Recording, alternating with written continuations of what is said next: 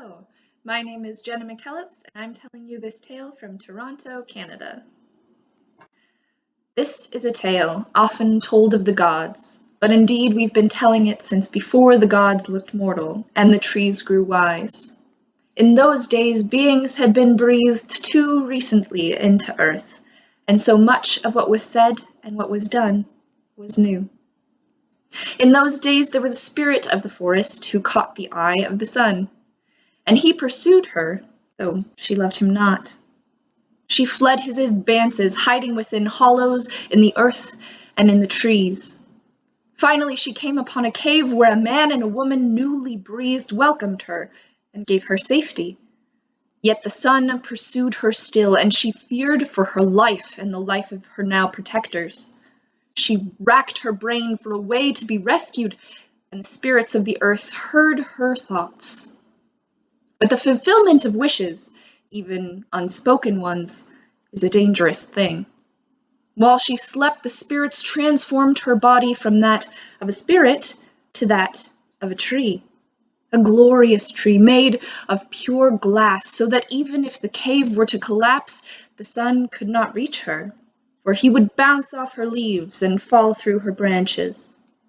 But though she was safe and now even more beautiful, she had no voice. Years passed, and the man and the woman who were her protectors had a family, and that family had generations who forgot the birth of the shining tree. One young maiden passed under the tree and watered it daily with her woes, not knowing the tree had ears. The young maiden had fallen in love with another young being, newly breathed, and she felt sure that he loved her in return. But the tree was old, and knew much of a world, and knew that the maiden knew not love. He is cruel to you, she longed to say. He wants to own you, not to love you. But she had no voice. One day the maiden told the tree she would go out to marry her love.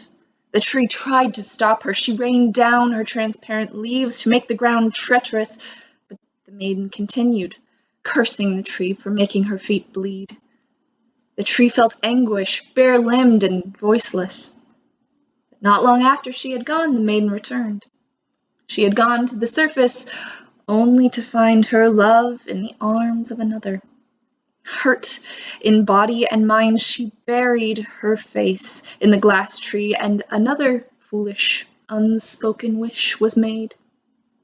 Her skin became emeralds, and the blood from her feet became rubies, and all around the tree lay gems that were once a maiden. The spirits of the cave were merciful and closed over the mouth of the spot so that the garden of stones could remain untroubled. But the family of the maiden never ceased searching for her, digging for her, and mourning for her. Some say to this day that that's why we dig for gems in the earth, not out of greed, but to recover that which was lost.